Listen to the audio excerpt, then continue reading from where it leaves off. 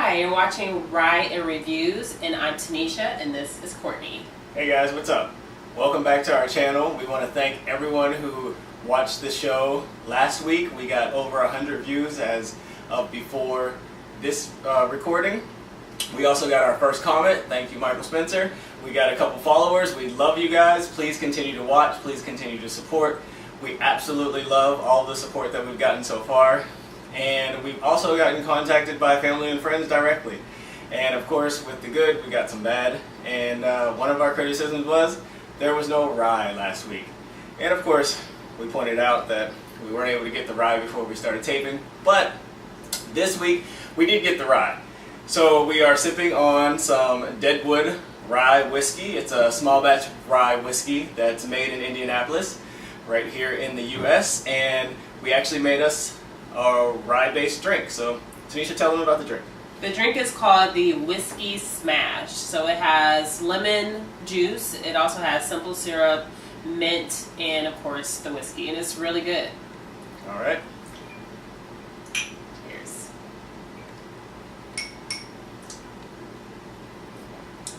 Yep. So a pretty sweet taste. So it's described as something like a whiskey mint julep.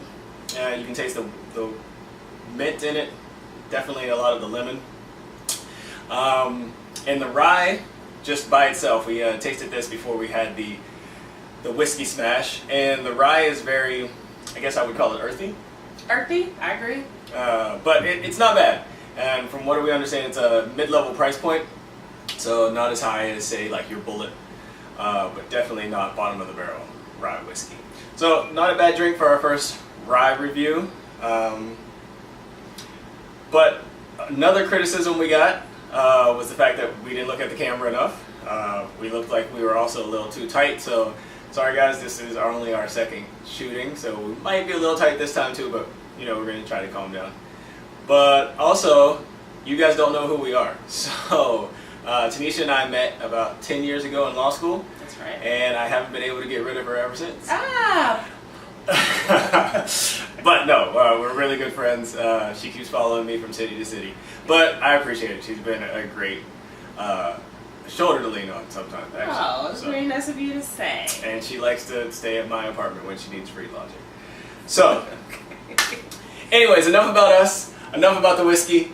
Let's talk about the episode. We just finished watching episode 2. Insecure season 3, of course, is what we're reviewing right now. And after we sat down and got our notes together, we thought that the episode was about pride. Heavy about pride. Everyone had some sort of pride to overcome or to get around. What do you think?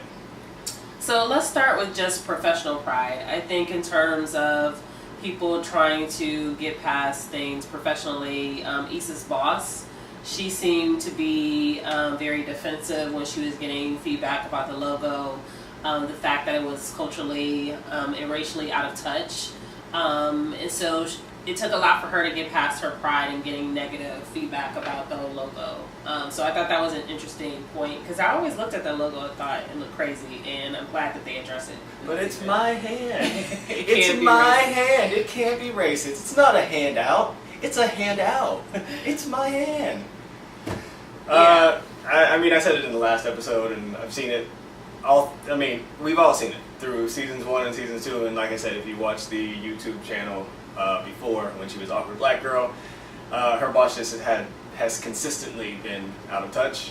This boss has been super out of touch, and it seems like she's going to remain a little bit out of touch because she can't step back and see that her little white hand is holding up the little black children and saying, "Oh, we got y'all." Which is grammatically incorrect. It's grammatically incorrect.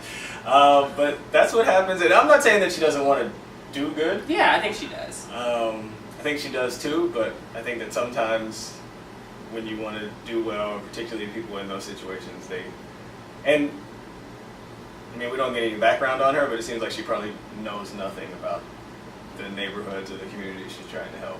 No, and that also leads us to the second, I guess, place where someone was trying to overcome their pride, and that's Issa. Like, her going to the boss and basically saying, look, you need a more diverse staff. I think you should hire more people of color. I think that was a big deal for Issa to do that. What do you think? I think so, and I think that was overcoming her pride because, one, she just got shot down Right. in the last episode when she tried to do that. And then she also is going through what I'm sure a lot of us have gone through in, our offices professionally in our careers. Like, you have to be the voice of the black person because a lot of times you're the only one, the only black person there.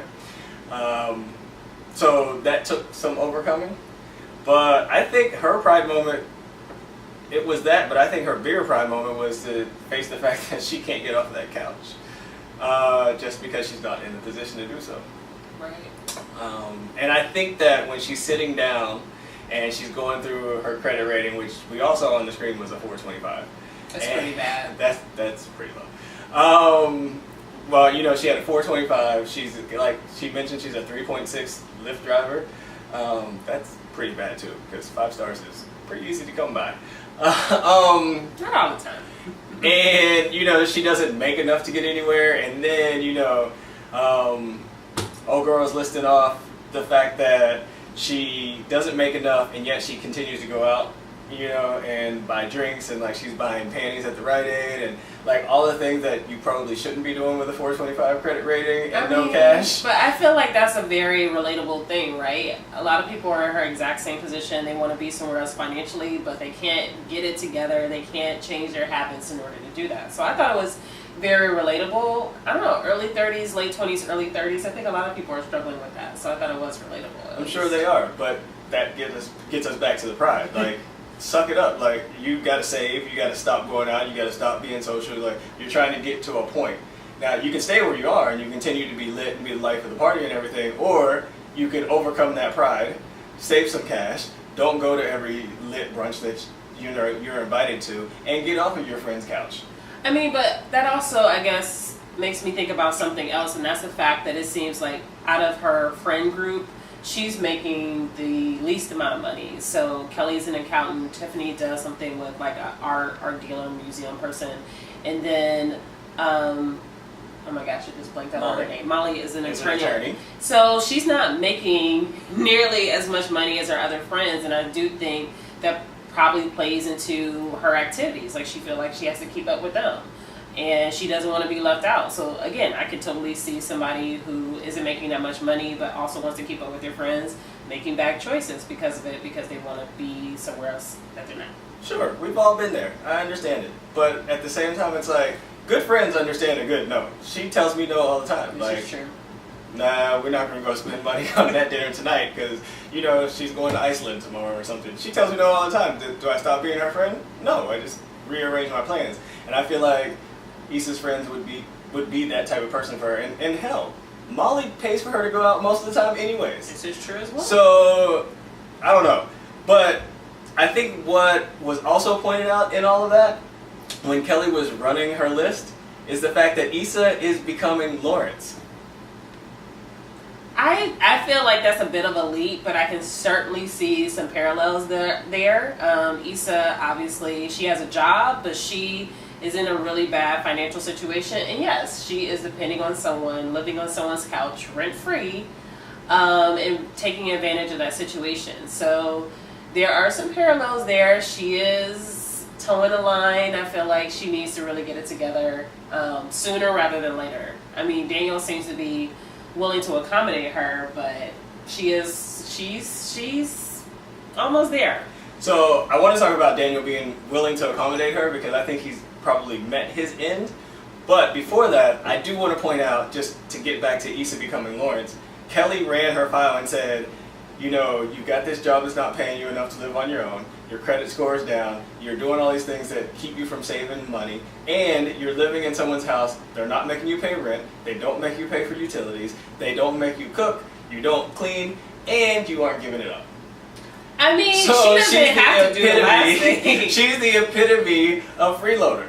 She's providing nothing but keeping the couch warm. I don't think she's a freeloader, but she's definitely taking advantage of her situation. So yes, she was stepping it up in this episode by doing the cleaning, but she could have at least, if she can't afford to split the rent, she could have at least offered to pay like utilities. But for her to be paying nothing and living rent free, I think that's a bit much, and I think it would probably cause a strain on any relationship. So I didn't think that was the best idea. I'm glad she's trying to change her situation, but it's fine for her to clean. If I was Daniel, I would just say, like, give me something towards the utilities. So she can definitely step up more than she did in this episode. Particularly when their relationship is already strained. Daniel has clearly spent 3 consecutive nights over his new girlfriend's house, and she's had enough. She's like, give me my space back.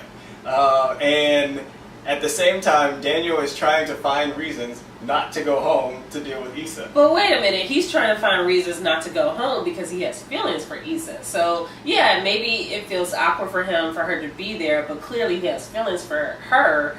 And I think for him, he's just like, let me just not even stay over there because I don't want to have a talk